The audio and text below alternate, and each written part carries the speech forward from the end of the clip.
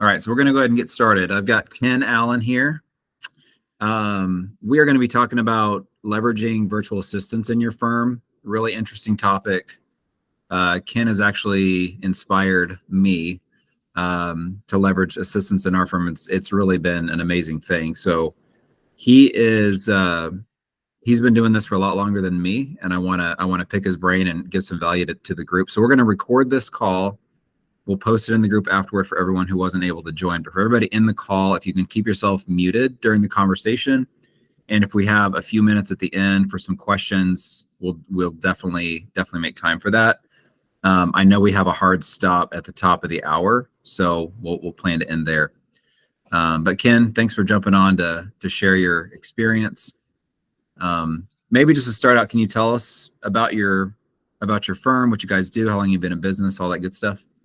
Yeah, no, absolutely. I was just telling you before everyone jumped on, I could talk about this stuff all day long. I love it. I love it. I think it's fun. I talk about it with my clients. So I've been in private practice. This year, I hit the 25-year mark, which is a long, and it's pretty much the only job I ever had.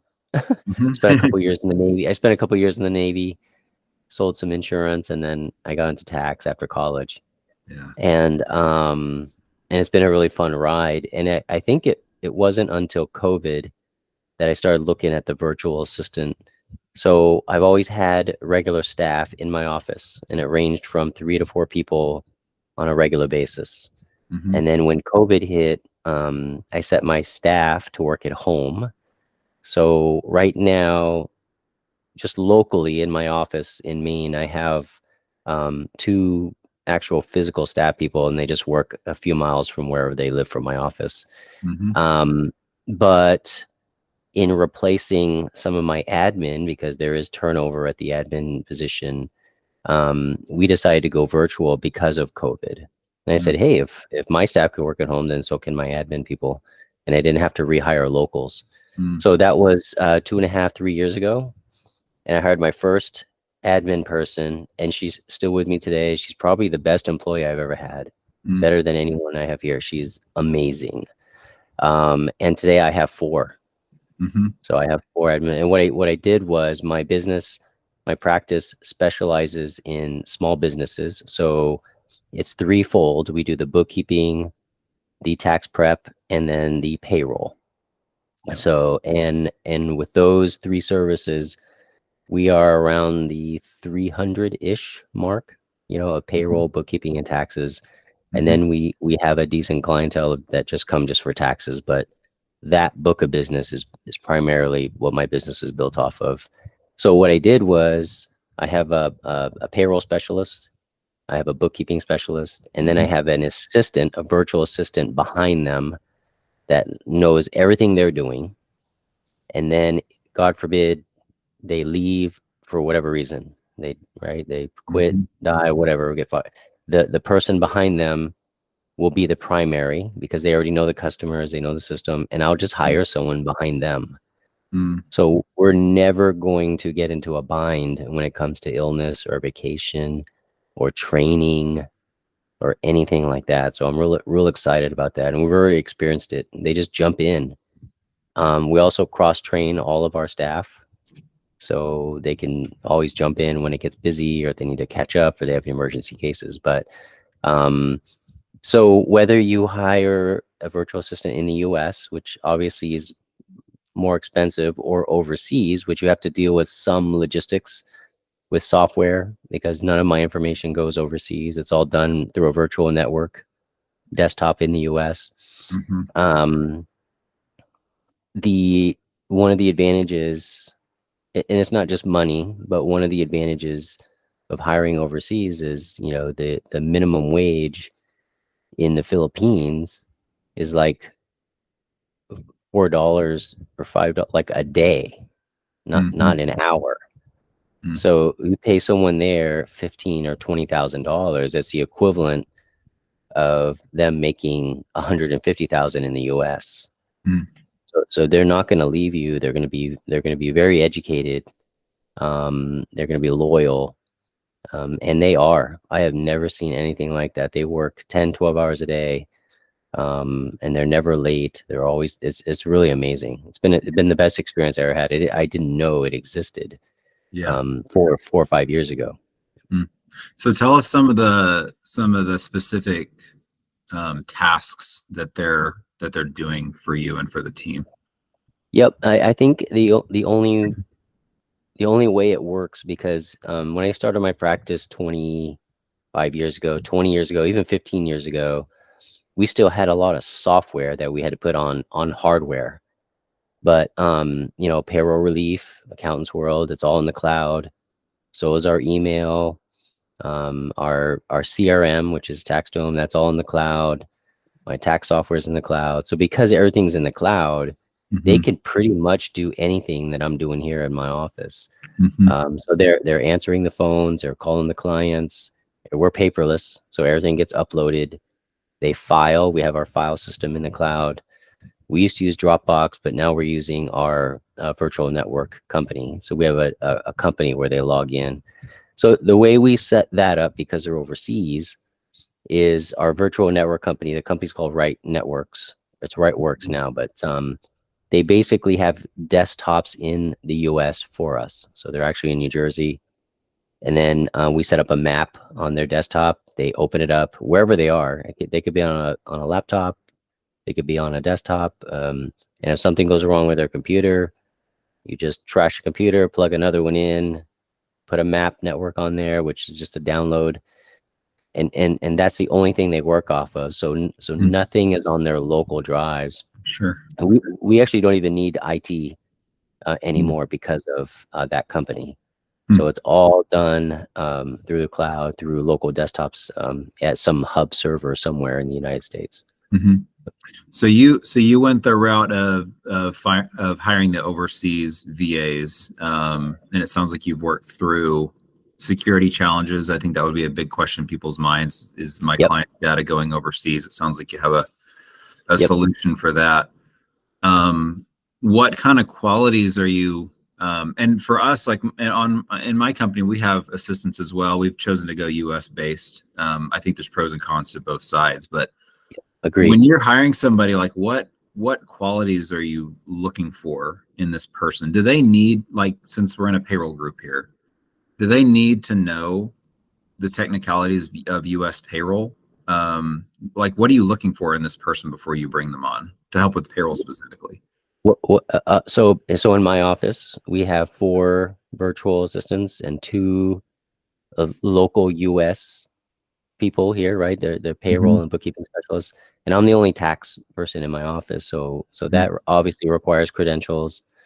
But all 6 of my employees, they're just housewives, go-getters. I think, except for the girls in the Philippines, they just graduated high school. They don't even have college educations, and they are sharp. Like, they are sharp. So I wouldn't think anything in payroll, if I just owned a payroll company, would need any formal education. And to me, that would only show some positives, right? They went the effort, they got educated, but not required at all. Mm-hmm. Yep. So I think they you just don't need someone sharp, someone organized. Yeah. And usually moms are like that, right? They gotta juggle kids and sports, and yeah, someone's good with money, they can balance their checkbook. Yeah, those kind of things. And so how do you vet for that before you bring that person on? Or is it more of like a trial period where you bring them on and see if they have those qualities and then you decide whether to move forward? I think that's what it is. The girls that I hired here, so my payroll specialist has been with me 10 years. She's local. And then my bookkeeper has been with me 7 years. She's local. I think the reason I saw, if you want to call it the sharpness in them, was from their former employers. You know, they have names. They're go-getters. I had this Jamie. She's been with me 7 years. A lot of her friends call her a firecracker, right? Because she just knocks things out. And she is that way too. So I think you could look at those, not the specific job, like did they work at a bank, not that at all, but what did their employer say about them? You know what? Yeah, what did their You do friends say reference about them? checks. Yeah, reference checks. I don't know if it's any good now, but we also Facebook stalk them, right? We Yeah. go on and look at their social media. Mm-hmm. and you could just tell. Yeah. You could tell if they're just a go-getter. Yeah, you could tell, and Mm-hmm. they're going to be really good. Yeah, yeah.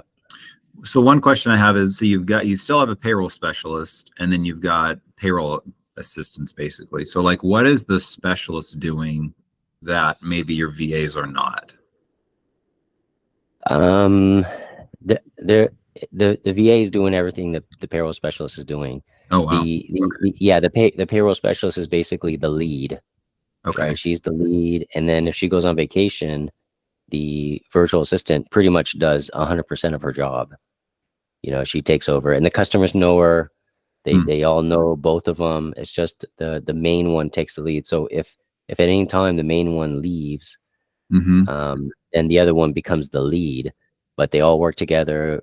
So quarterlies it gets busier, right? And then when we have short weeks, like holiday weeks, they both the assistant will do more payrolls than normal. So that's what the assistant does. It's basically just an add-on just to help the main person, but as well as the backup if and when that person leaves. What if something more complex comes up? You've got an error that needs to be fixed, or an amendment, or a state has a law change that affects payroll, that requires some technical chops, and not just an organized person. Yep. Like, how are you handling those kind of situations? So in my opinion, even those situations, someone sharp can even handle those. So I will probably get involved in some of those issues. But I think even they can handle those issues. Like I've had my staff handle some of those complicated issues. We were talking about earlier, when you call the state, they can help. The state can help you. They're there to help you, really. So Mm. you can actually call the state and say, but if it comes to like amendments, like if we're amending quarterlies or W-2s, I'll get involved in some of those. Okay. Yep. Yeah, because they're rare. But my staff handles 95% of those. Yep. Mm. Okay. Yep. That's amazing. Yeah, I think that people underestimate how much a non-technical person, and we were talking about this before Totally. we started the call, can actually do. Totally. What we've done, which you inspired, is really just this past year, this past summer, I hired an executive assistant for myself, which has been like a life-changing thing. There's so many things I could do that I've been able to train my assistant to help me with. And then that was working out so well for me that I was like, well, okay, what are the things that my team is doing that maybe we don't need a payroll expert to do? Like anybody that's organized, driven, is good with data, good with technology. Like if that's really all we need to get that job done, how could I help my team? So we hired a payroll assistant. I think it was back September, October. She has, we just, and I didn't know how much work we'd have to give her, but she was hourly part-time. We just kept identifying more and more things she could help with. And because our company, like everything we do is built on checklists, it was so easy to go in and say, just like look at the different things that have to be done and be like, oh, she could do this, she could do this, she could do this. Follow up email with a client, like, yeah, anybody can do that. Or even like setting up a new client, like a ton of it can be done by an assistant. So we just keep finding more and more things for them to do. That was going so well with the payroll assistant that we ended up hiring a tax assistant as well, another hourly part-time person. And she has come in and been amazing as well. And we've just been like blown away at the amount of things that she's been able to help with. Like our assistants right now are doing, we register tax accounts for our clients. And I think we've got like 40 or 50 in process right now.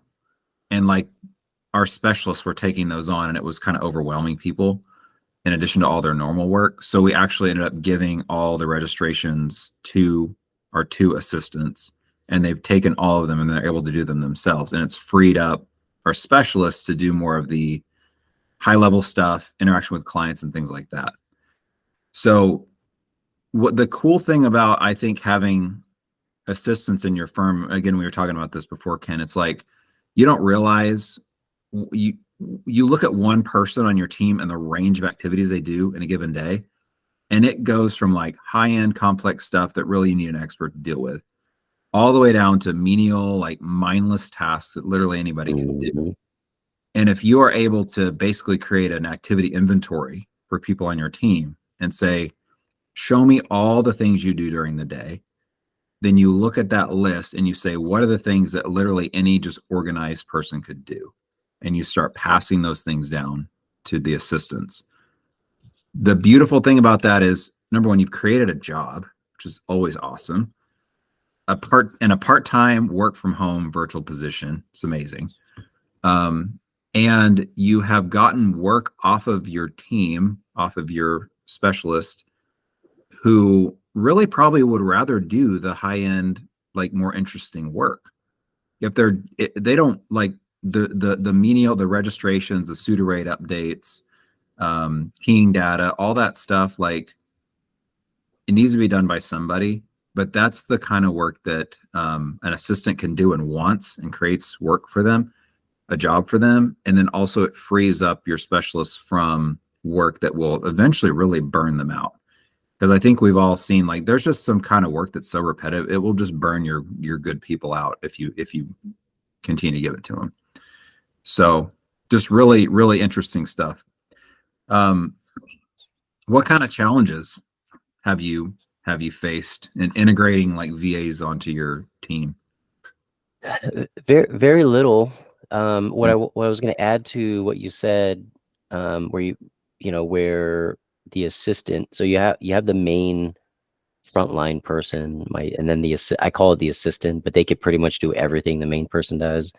The beautiful thing is if my main assistant is working 50 hours, and the assistant, just by helping her process payroll, is because you might need 2 or 3, but where I only need 1 with the size of my practice, she still has an extra 10, 15, maybe even 20 hours that she can do some of those other tasks that you're talking about, call the state, do some of these other menial things that, but I also cross-train them. So all 4 of my VAs have 40 hours of work. But what happens is it shifts. So my main person goes on vacation, the second person becomes 40, 50 hours in payroll, and then the other person just kind of takes over. They're all cross-trained. So Sure. so it really, and just what you said, when I first hired my executive assistant, I said I'm going to give 50 tasks, all these 50 tasks to her. And over the first month or 2, it turned into 150. You just don't know, Right. until you go through your day, what stuff you really shouldn't be doing. If you should be doing something like building your practice, Right. or you should be doing something that people are going to pay you 100 or 200 or $300 an hour for, Yep. and not the other stuff. Yeah. Yep. I think what's a really interesting thing you can do is do a calendar or time audit, and just for 2 weeks commit to just like keeping a notepad by your laptop, and just everything you do, just write down the thing you did and make just a big list of all the things you do. This is kind of for the firm owners that are on the call. Like, make a list of all the things you're doing. And then after those 2 weeks, take a look at that and say, what are the things out of this list that are the highest value to my team, to my business? What are the things that light me up? Like, what do I enjoy doing out of this list? And then what are the things that, I really hate doing? It de-energizes me. And it's stuff that somebody else on my team could do and would probably enjoy doing it. One man's junk is another man's treasure. Like that actually works with the stuff we do at work too. Like, there's stuff that I hate doing that there is somebody out there in the world that would love to wake up and do that all day, every day. Better. And I think better and than do it you. better. Yeah. And I think we don't believe that. We don't internally believe that person exists, that we can find that person, or even that there is or even that someone would enjoy doing this kind of work. But the fact is, those people do exist and they want the work. And you're actually not to get too deep on it, being kind of selfish. If you're like, no, I'm the only one that can do this, you're not allowing someone else to step into something that they love and creating a good job or a good work for them. Yep, email management was a big one for me. I went from spending 3 to 4 hours a week on emails, and even then, I wouldn't be able to get back to customers for weeks on at a time, and they'd complain, you never get back to me, the emails get buried. Since Maria's been handling my emails this past year, everyone has been replied to almost instantaneously because she manages it all day. Mm. And even if I don't specifically respond, if they need an actual tax answer, she gets back to them and says, hey, Ken got your message. We'll get back to you. And that has made all the difference in the world. So not one missed email in the last year since she's been taking over my email. And if it gets urgent, she'll contact me and say, Ken, I need you to stop what you're doing and take care of this email. And I will. Yeah. But amazing, absolutely life-changing. I saved 3-4 hours a week, and I hated. And she could. And the other thing I noticed was 95% of those emails she could handle those, and they were probably something someone else should have handled. Yeah. So I was wasting a ton of time, and it was stressful. But now I have a folder, and all I need to look at is that one folder that's marked urgent, and then she categorizes all these other ones that I don't really need to look at, or I could look at it on my own time. Right. And that's all. And it doesn't stress out me at all. I look at it at lunch and then before I leave, and that's it. 10 minutes from 3 to 4 hours, and it's 10 minutes now. Pretty amazing. Yeah. Yep. That's awesome. Yeah. So we got about 5 minutes left here. I think just to kind of sum up, like we've kind of ranged across, a few different topics, but I think in general, like the takeaway for me would be for those of us who own a firm, think about the things that you are doing during the day that maybe a VA could help you with. And then also look at your team and the things that your team is doing that they could also delegate to VAs and help free them up to do higher level activity in your firm. So it's really, I heard someone say, like, don't call it delegating, call it elevating. Like, I'm elevating a task. Because when you delegate / elevate, what you're doing is you're elevating the person that you're delegating it to, giving them work to do, and you're elevating yourself into something higher level as well. So if everybody on your team gets in that mindset, you're always going to be on this upward trajectory of everyone always creating more and more value.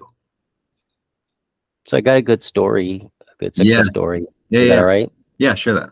Before we end and maybe get some questions answered. But the 4 VAs that I hired, so I learned a lot about the Philippine culture. They literally have become family, literally. Like Maria's, she has all my passwords. Like, she knows about my personal life, sets up my counseling sessions. I mean, she knows everything, and I trust her. And I didn't do that on day one. It took her a year before I could trust her. But this past summer, all 4 of them, because the Philippines is made up of a bunch of islands, and you have to fly to get to them. It's not like one big island, which I thought that's what it was. It wasn't. And they all communicate with each other so much throughout the day that they all wanted to get together once a year, which they did this past year for the first time. And they got together and they got a hotel, and they all hung out together and chatted and hugged and laughed and cried. And they sent us a bunch of pictures. And it is really, really, because you think they wouldn't if they're just working from home, but they are friends. Is really amazing. And we're going to plan a company trip to the Philippines with my staff here. Oh, awesome. Yeah, this coming summer, we're hoping to fly out there and meet everybody. But it really is amazing. And the money that we pay them, there is a point where you're like, is it too cheap? Is it? But they live in these villages. And Maria, my executive assistant, in order to go to the city to buy, say, a headset, she'd have to walk a couple miles, take a cab to another spot, take a bus, and then walk in the city. And she did that her whole life. And because of us, because of her job, she was the first one in her village to have a car. So she bought a car, and now she actually drives people to and from the city. but her and her family can go to the city to buy something that you can't get in your village whenever she wants. It's pretty amazing. She sent me a picture, and anyways, it's life-changing, really. Like you said, you're providing a job, and so I love it. yeah. Well, hey, I think we're out on time, and I want to respect. I know you've got other meetings scheduled, so let's go ahead and wrap it up here. If anybody has questions, post them out in the Facebook group. Either do a standalone post or comment on the event page or whatever's easiest. And Ken or I will try to jump in and answer specific questions. If there's any aspect of this that really piqued your interest that you would want to dive a little deeper into, we could look at revisiting that on another call in the future in the group. So thanks, Ken, for jumping on. This has been insightful, enjoyable. I always enjoy chatting with you and learning from you. So thanks for man. Vice versa. Yeah. All right. Everybody have a great day. You too. Thanks, Tyler. Yep. Bye-bye.